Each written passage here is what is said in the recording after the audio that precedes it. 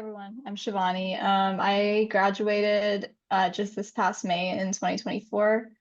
I was accepted into FlexMed in 2022, and yeah, happy to answer any questions you guys have. Hey guys, I'm Dan. I'm a little older, but I graduated in 2022. So I'm a third year now at Sinai. But yeah, I was really happy when you guys all reached out and wanted me to be a part of this. So definitely happy to answer any questions. Obviously, I think you guys have a lot of resources of people that are probably a little closer in the journey than I am, or more relatable. But once again, happy to answer questions about Sinai, or since I've been here for like 3 years. Thank you so much. Okay. Yeah, so to get started, FlexMed is an early assurance medical school program to the Icahn School of Medicine at Mount Sinai. So you apply like in January of your sophomore years when you submit your application, and then you interview around March, and then you find out at like the beginning of July whether you get in or not. And if you're accepted, you're exempt from taking the MCAT. You're actually not allowed to take the MCAT because you will forfeit your spot if you take it. But it's not a binding process. Like if you get in, you can technically decide to turn it down, and it allows you the flexibility during your final 2 years in college to like study abroad, to explore whatever you want. You can like change your major. Its purpose is really to like open you up, like so that you're not feeling constrained to the traditional like pre-med requirements. And like just to clarify, if you get in, like you're into med school, you're done. You don't need to do the MCAT and all that. Yeah. Yeah, so the application timeline is that it opens in October, and then you apply in January, and then January through March is like when they're screening your application. March is when interviews are sent out, and then you interview in March and April, and then July is when decisions are released. So we actually got our decisions this year at the end of June, so it was a little earlier than expected. And then you confirm your acceptance like 2 weeks after they send out decisions. So it's like a really like quick turnaround time. And then the eligibility requirements are that you need to be in your second year of college, pursuing a bachelor's degree, be it US or permanent resident. You have to have taken the SAT or ACT because you don't have to take the MCAT. They use like this method of standardized scoring, of standardized testing to like assess you. You need a cumulative GPA of 3.5 or higher and 1 academic year of biology or chemistry. AP and IB doesn't count.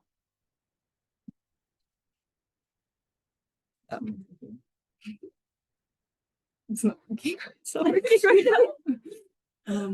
Okay, so we're gonna quickly talk about the application requirements, but you can also find all this on their website. So you have to have your completed FlexMed application, which is just kind of like similar to a college application, just like basic information about yourself, and then high school information, college information. And then there's a separate spot where you just like put in all the math and science courses you've taken in high school and college and your grades. You also have to give high school transcripts, your college transcripts from freshman year, and then sophomore fall. And if you were invited to interview, then you also have to give your sophomore spring grades. SAT, ACT score reports. You do 3 letters of recommendation. They recommend that one of these comes from someone from your high school. The second will come from a college professor or an advisor at Rice. And then the third, they just say like professional reference. So for example, that could be like a PI in the lab. And the admissions committee really recommends that for your college recommendation letter, it comes from someone in the sciences. There is an activities section as well. We'll talk a little bit more about that, but you can include high school activities there as well. And you can give up to 20 activities, but you don't have to do all 20. There's a personal statement, which is just 3 essays and the application fee. So then for the application essays, we wrote them up here. They've stayed the same for the last few years. So these are the same ones that we did. You basically talk about something that has given you a great sense of accomplishment, something that has given you a great sense of disappointment. And then the last essay is really the why FlexMed, why medicine, like essay combined. And that one is really important. And we have some tips for all of these, but especially that last one. Yeah, and then the activities section is 150 words per activity. So when you applied to college, it was like 150 characters. This is a lot more words that you have to like talk about your activities. So then just some like advice that we have for the essays. This is really your opportunity to tell the application committee more about yourself, like aside from your stats and like what classes you've taken. So this is your chance to really tell them about your story and who you are. Definitely write about things that you're passionate about. So don't try to think about what you think the application committee wants to hear and then write about that, because that can just kind of sound generic. They've been doing this for a long time. So write about something that like you're genuinely passionate about, because like they know when you sound passionate and when you don't. And then so why, for the essay that's on like why FlexMed and why medicine, be sure that you're being super specific to why FlexMed, because the whole point of this program is that it gives you more flexibility and like extra time in your undergrad to like do more things that you're interested in. So you definitely need to talk about that. And this is a great opportunity to talk about how whatever it is that you want to do with that extra time will make you a better physician. But then also this is a why medicine essay as well. So it's important to talk about why you're interested in medicine, why you're interested in being a doctor as opposed to like other professions in medicine as well. And then something I did for my activities that I thought was helpful was like for some of them I talked about like takeaways from that activity. So for like research, like leadership things, I talked about like what skills I've been able to work on through that. Yeah. Something I would add is like reflection is like the most important. So while you can talk about, oh, I did X, Y, and Z, I raised this amount of money, they care more about like what you're taking away from any sort of activity. Revise. Don't be afraid to ask a lot of different people to read your essays. If you have upperclassmen friends that just like went through the med school process, even though it's like a slightly different application, like a lot of what like most med schools look for will apply. Like I, for example, like talked to Dale at the OAA. I asked like my upperclassman friend for advice. Just like my friends from like different majors, like what they thought about like my essays. Yeah. And then like the last thing I'll say is for the essay on like disappointment, like it's kind of good to talk about, I think, like talk about the thing that disappointed you, obviously, but also talk about what you learned from that and how you're growing from it. And like, for example, the thing I talked about happened freshman year. So I had time to kind of talk about what I learned from it and what action steps I took from then to kind of like grow from that experience. And I just think that's helpful because you kind of want to like talk about being proactive. Yeah. So then for the interviews, so the last few years, the interview days have been virtual. We don't really know if that's going to continue, but we're guessing it probably would. So it is like a full day of programming. You start out with a welcome session where you'll hear from like the dean at the med school, and they'll tell you more about Sinai and like what makes it unique. And then from there, you'll have two 30-minute interviews with members of the admissions committee.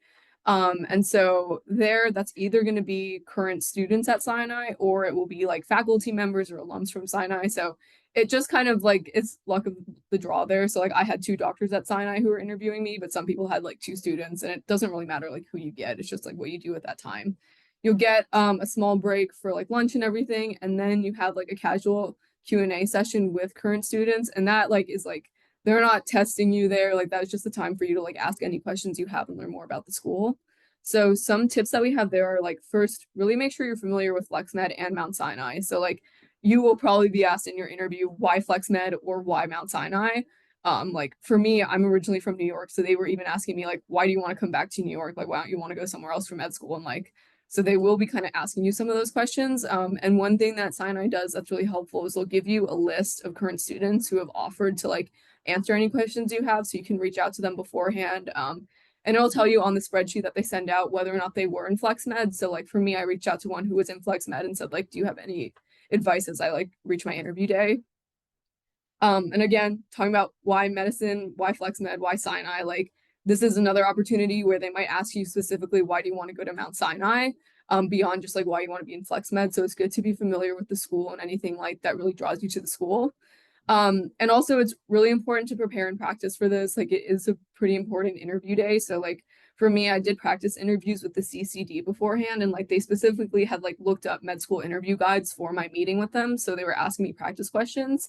And I also met with Dale and got like a lot of tips for that, which was really helpful. But I would say in my experience, the interview was kind of like a hybrid between med school interviews and high school interviews. So like, or like college interviews. So like they weren't hitting me with like a ton of like medical ethics questions and things like that. Like they were kind of like, you know, it wasn't as like scary in that sense I thought it would be. Yeah, like that's one thing that I feel lucky about, because they don't ask you like like the situational questions that most traditional med school interviews will ask you. I also did a mock interview, and I did it on Zoom, and like I did it with like McMurtry alum who's like a doctor now, and he was like, oh, telling me how I should like record it, so like I could watch it back and like practice like looking at how I speak and like making sure I'm making eye contact with the camera and stuff like that. Another thing that I'll say is I'm also from like New York. I'm from Long Island, so not the city. But like two of my interviewers, one of them was like really stern and like wouldn't really give me much feedback. Like when I was talking to him, but the other one was like super nice. They were both like doctors at like Sinai, but they weren't part of like the med school process. So when I try to ask them questions, but like, oh, what's the culture of the med school? Like they're like, oh, I don't know. I just like I work here. Yeah. And another thing that I'll add is that in the past years, there's been around like 1,000 people that applied to FlexMed, and like in the past they've interviewed around like 100, and then they take around 40. So if you get to the interview process, you already have like a 40% chance of getting in. So the interview process is like super important. I was also really nervous for my interview. Oh, another really important thing that I'll say is that they want to make sure that you're like a person, like you're not a bot. You know, you can talk, you're personable. Because some people they'll have like great grades and like look great on paper when you talk to them, like awkward. Because at the end of the day, you're going to be a doctor. You have to like interact with patients. That's what like regular med schools look for. Yeah, and like the last thing I'll say is for if you're chosen to interview, they give you like an interview packet like a few months beforehand, which has like information on FlexMed and the school, and it gives you like a lot of things to go off of, and it'll also have like an interview guide with like how they recommend you like prepare for the interview day, like what you wear, what your background is, and things like that. Yeah. And oh, and then another thing I remember from my interview day is like they asked me, or you meet like all the other people that are interviewing from like a different like bunch of different colleges. I was like really intimidated because I saw some big names out there. But they're like, oh, everyone like introduce yourself and say something like a fun fact about yourself. And everyone was like trying to say something to like make yourself memorable.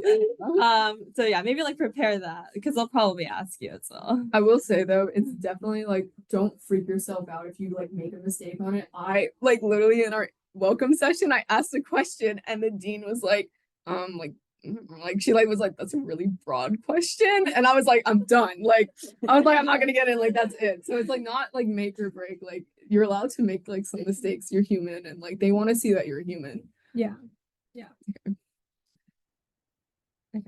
So just after acceptance, there are like a few minimal requirements left. So there are like a list of required courses that you need to take before matriculation. You got to get a B or above in those. You have to hit 100 clinical hours after acceptance. So like clinical hours you have before you get that acceptance letter does not count. But like they're very loose in like what counts for clinical experience. So there's a lot of different things that you can do there. You're encouraged to complete a senior thesis, encouraged to take classes that focus in like the social determinants of health. And from there, like Isabel said, like you cannot take the MCAT if you want to keep your spot.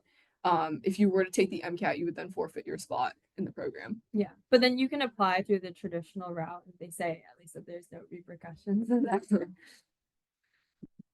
Okay. So what is the admissions committee looking for? They have like a list on their website of like all these attributes: self-improving, advocate, lifelong learner, leader, and team player. Personally, for me, like when I was writing my essays, I had a spreadsheet and I was like trying to highlight like each of these points in my essays. And there's only 3 essays, so but you also have a lot of like words for your activity section. And I would also like try to like emphasize like these things because I feel like a lot of times like admissions committees, it's like kind of a rubric and they're trying to see like what things that you fulfill. And like they're basically giving you the template of like what they're looking for in their med student.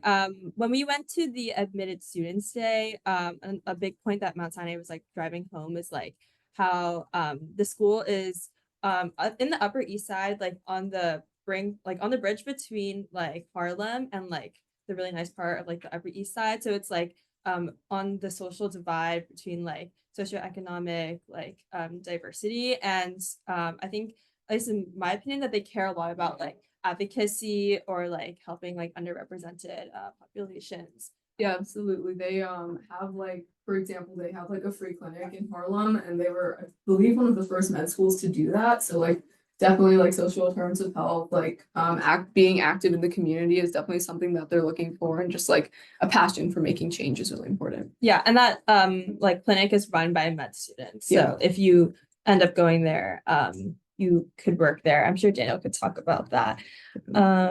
Yeah. And so then like again, this is also from Mount Sinai's website. So like kind of the elements that they're going to be looking for in your application is research experience, academic excellence, commitment to clinical medicine, just other activities that you find interesting, service activities, and your personal narrative. So like these are just things to be keeping in mind as you're working through your application. Like these are some of the boxes that they're hoping you check, and that they're looking for successful applicants to have checked. But like as you do that, don't do it just to check the box. Like you need to be like passionate about this stuff. Like if you're just doing it to check a box, like they'll know. Yeah. So why did we apply? I think like one of the biggest reasons I applied is because there's no like con to applying. You know, if anything, like you're really preparing yourself for your like future medical school application. You're thinking about your why medicine now. If you get to the interview process, like even if you don't end up getting in, like you had that experience of like answering those types of questions. Like I'm also like from New York, as you said. And I've known about Icon School of Medicine like my whole life. Mount Sinai is like everywhere in New York. Yeah. Yeah, for me, all the same reasons. Like I really didn't think I was gonna get in when I applied, but I still wanted to just like try to put a pen to paper on my why medicine essay. And just like Isabel said, there's really no drawback to applying. Also like not having to take the MCAT was like a pretty nice plus. Like Yeah. yeah. Oh yeah. That was a big one. Oh yeah. And like for background, I think for both of us, like neither of our family is like in medicine. Like neither are my siblings or anything. So I think a lot of times, like especially so early on, people know that they want to do medicine because they have family in medicine, but just like want to let you guys know that like you don't need to have that like generational background.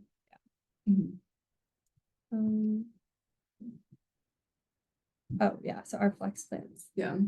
So for me, like social determinants of health is a really big interest of mine. So like I was gonna be having to take a gap year, and like this upcoming summer, I was basically gonna like devote it to taking like to studying for the MCAT, which like wasn't a huge fan of. So I plan to now use this upcoming summer to like do an internship in the social determinants of health, like maybe go abroad and kind of see like what health equity is like in other countries and how that differs from the US. But I'm just excited to be able to kind of have this next summer, like to do like my options are really open, and that's really nice because it's like I can really just like look into a lot of different things that like before I was gonna have to be like really hitting my clinical hours for the next summer and like trying to get like some sort of thing that I could use to really buffer up my clinical hours, but now I don't need to be as concerned about that, and I can do something that I'm like really wanting to do before I head into med school. Yeah, so for me, I was planning not to take a gap year. So before I found out that I got in, I was studying for the MCAT. And I was trying to take it at the end of the summer and do research at the same time, which is very stressful. So after I got in, I was able to focus a lot more on research. The current research I do is on cancer. And then I also picked up another research project in like the kinesiology department, since I'm a health science major, which I'm like really excited to pursue further. Like in addition to like not having to take the MCAT, you also don't have to take certain pre-med classes anymore. So like Orgo 2, you wouldn't have to take, and like Orgo Lab and stuff like that. So I actually ended up dropping my biosciences minor, and it was like approved by FlexMed. I just told them how I want to focus more on research. I also want to focus more on like my club, which is dedicated to like children with disabilities. But also like now that I have this time trying to like enjoy college a little bit more, I plan to study abroad hopefully this summer. Just like study Chinese and like enjoy my time. Shivani and Daniel, do you want to share like what you guys did with the time you were afforded by FlexMed?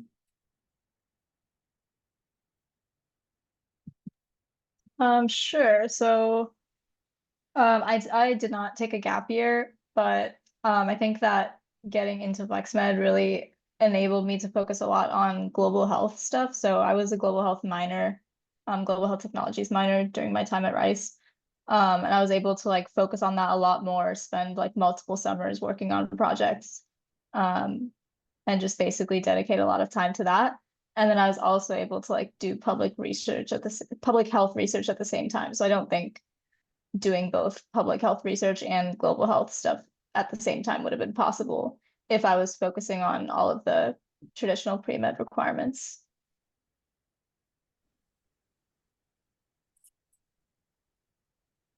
Yeah, I think for me my like flex factor was Spanish. So like that was something that I studied a lot in high school and throughout college, like taking all those medical Spanish classes. So like that was kind of what I talked about when I was applying. And then after I got in, it kind of allowed me to, really kind of just like search out other cool volunteering opportunities to become like a translator at like a clinic nearby.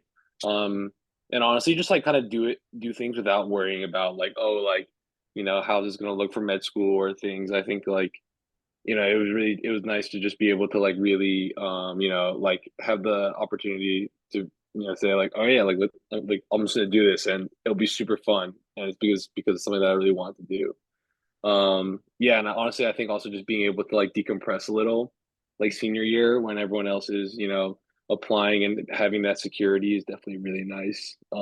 Obviously that doesn't mean at all that like you're not going to get in. It was just really nice, I think, when my friends who all got into med school afterwards, but it was nice being in FlexMed and kind of just taking a step back and doing some more fun stuff. Yeah. Yeah, and so next we wanted to ask about what your guys' current life is like at Mount Sinai as a FlexMed student. Sure, I can speak a little on this. I just started med school, so I haven't been here like super long. And I think Daniel might have some different experiences because Sinai just debuted like a new curriculum this year. So yeah, so we've kind of been experiencing probably different situations. But one thing that came along with the new curriculum and recent changes to the FlexMed program is that they've kind of removed the sort of separation between the FlexMed cohort and the cohort that came in during like the general admission process. There used to be, I believe, like a pre-orientation sort of situation with FlexMed people where they like got caught up to speed on like the bio and chemistry background that maybe they didn't get in undergrad. But because they kind of made the prerequisites more rigorous, starting with my year, they kind of removed that, and essentially you're as a FlexMed student, you're no different from like a person that applied in the general pool for admission. And so you kind of just like start the same time as everyone else, do orientation at the same time. Yeah, so far it's been obviously busy. Like med school is going to be difficult, but I do think Sinai does pay a lot of attention to student feedback. So there's like ongoing discussions between students and faculty like throughout each course, and they'll make adjustments based on what students are experiencing. So there's been a lot of like real-time adjustments with the new curriculum, which has been really nice.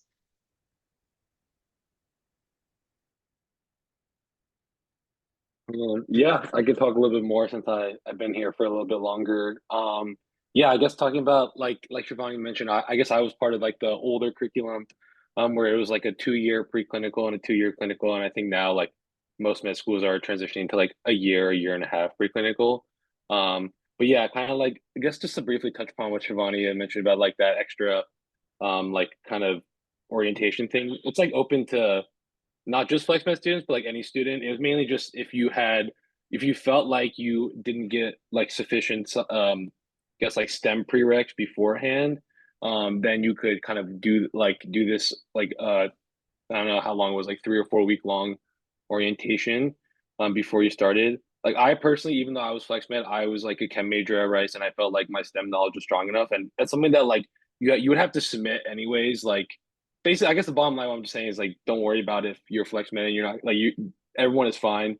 You'll do great. Like I think Sinai does a really good job making sure every student is caught up to speed or has resources available to them if they don't really do as much STEM in college. So I guess like just talking more about my life. Yeah, Sinai is super awesome. I think I'm also from the New York, New Jersey area. I like really wanted to come back. I loved Houston. I just felt like I really wanted to be home, and I thought, in my opinion, there's no better city than New York.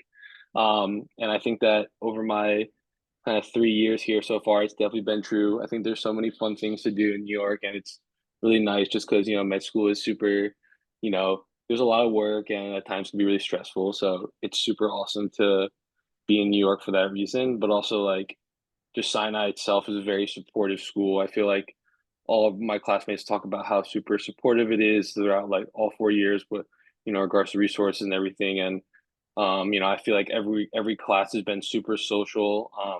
Like everyone really gets along great, and yeah, it's been a great time.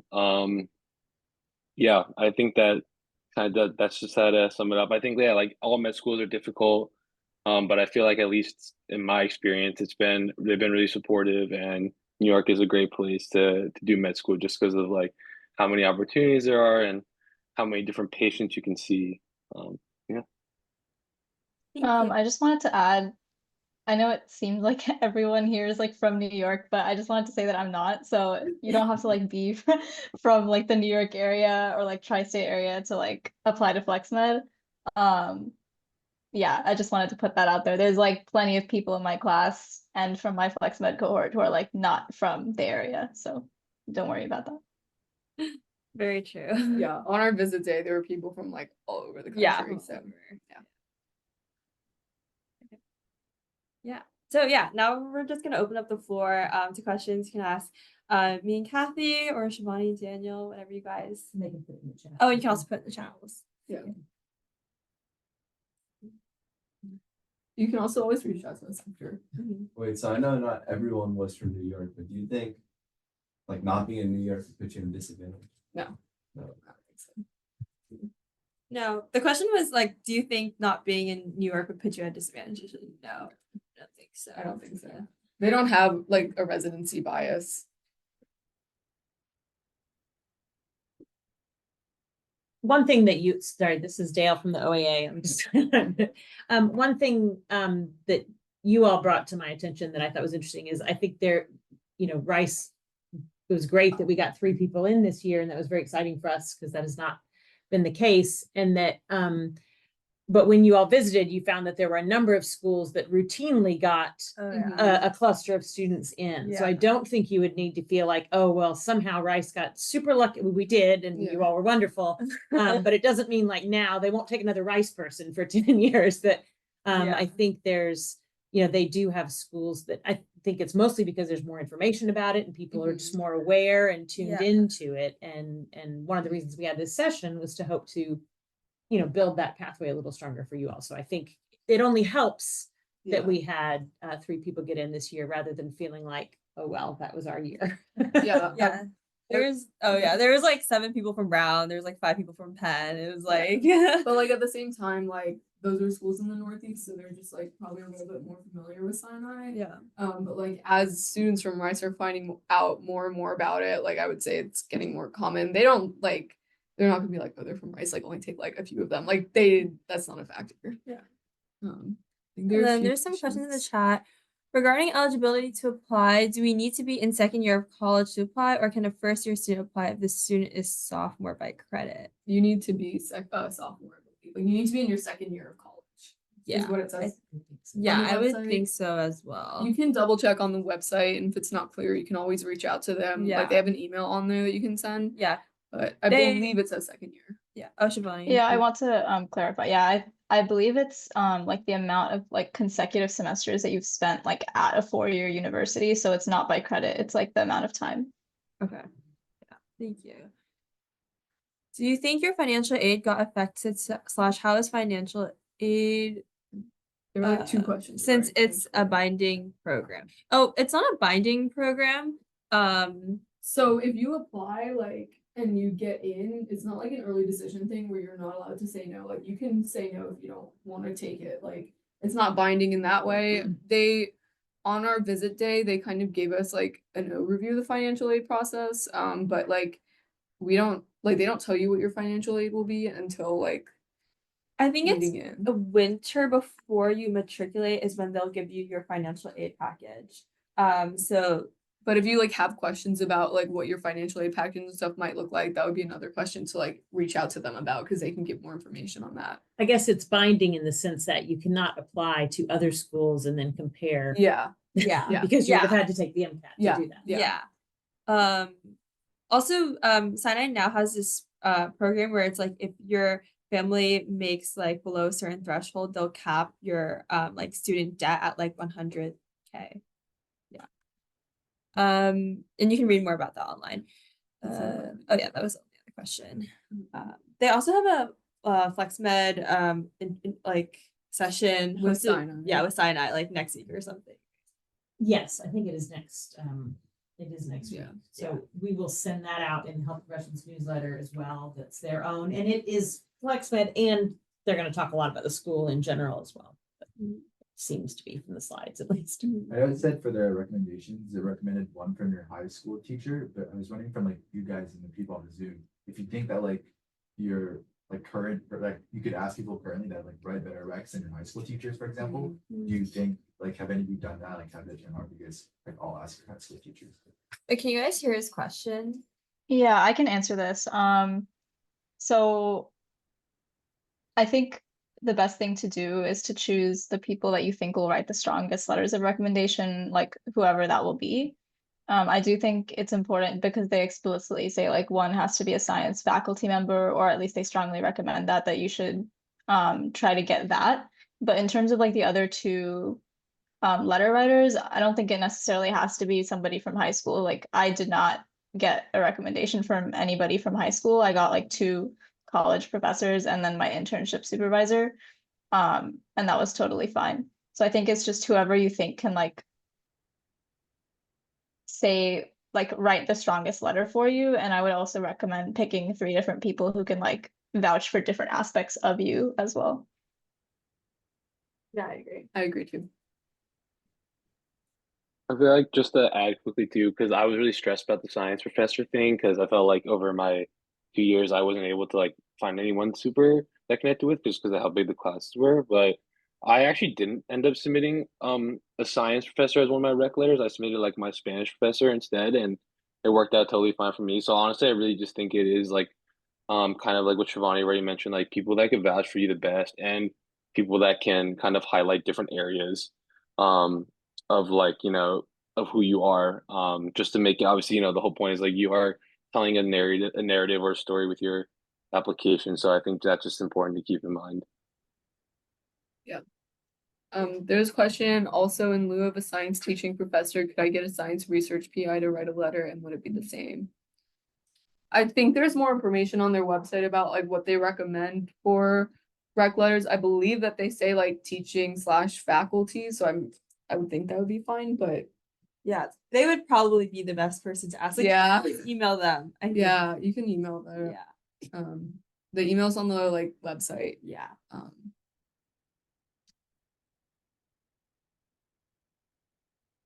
Any other questions? Otherwise, like we can give you guys our emails and like if you have any questions as you like think more about applying and like filling out the application, like I know that in the most recent cohort, there are 3 people that got accepted. Do you guys know like other years from Rice, even though they're people? We had one 2 years ago, and we had one 2 years before that, and I think we had one 2 years. Daniel, is Justin about 2 years before you? Yeah. So I think before me, like I guess kind of just going on the fact that like, Rice definitely has a history of FlexMed. So I really would say like, there isn't really like a residency bias. Yeah, like but when I was a freshman, I think, yeah, there was like a person that was a junior who was accepted, so 2 years above me, and then above that there was like another 2 people who were accepted, and there's been like a history. Like there are some people who are like MD PhDs that are now like back in my class and were FlexMed at Rice. So it's definitely been a long history. and like they know about Rice. Like in my interview, the Yeah. person was like he was like remarking on how he knew about Rice. Wow, the I'll lore. also I'll also add that like even outside of FlexMed, like there is Rice representation in the general admission pool too. So I think like every year at Sinai right now, like first through fourth year, like there is like at least somebody from Rice in every single year. So it's not like there's like, oh, like if somebody gets accepted one year, then like nobody's gonna get accepted the next year. So I wouldn't worry about that. Yeah, don't try to like think about like, oh, this many people got accepted this year, so this might like, I mean, like, we were 3 this year. Yeah, So, Brown like, had 7, so Yeah, yeah. you know. Yeah. That's something that usually happens for med schools, What? where it's like, you know, like 3 in 1 year and then they'll like write X on that school and then revisit 2 years later. I don't think so. I don't No. think so. No. I think, yeah. I mean, I would say like don't let the like 2-year thing like discourage you at all. Like I thought like that it would be like I thought like the pattern had been something and like the pattern broke this year. I was So we're all for expecting, breaking yeah, like patterns, yeah. Yeah. Yes. Yeah. You can take 1 to 2 gap years. You just like at the end of your junior year, you would just like talk to them and they can help you like decide like whether or not a gap year is a good idea for you and then like help you figure out what you'd want to do in your gap year if you want to take one. Also, no one asked about this, but if anyone is interested in doing an MD PhD, when we were at the FlexMed Admitted Students Day, they told us that you could pursue an MD PhD, and like if you did, like they would help you apply through the PhD program at Sinai. So like they would connect you with someone to like help you apply. Yeah. Anything else? Cool. Well, thank Yeah. you. If you apply and you're not accepted, does that kind of harm your chances in the later admission to Sinai? I don't think I so. don't think so. Okay. No, I don't think it shows off. If anything, it shows you're still interested in them after you apply sophomore year. So Yeah. Also, you apply like to FlexMed through their application, not through Yeah. MCAS. yeah, so like AMCAS, like other med schools, if you don't get in, they have no way of knowing that you applied for this. Yeah. Yeah, feel free to email us if you guys have any questions. We are more than happy to help however we can. Yeah, and Okay. thank you so much, Shivani and Daniel, for coming here today. And yeah, thanks guys for joining. Thank you. Thank you. Thank you. Feel free to send any questions my way. I put my email in the chat. Thanks.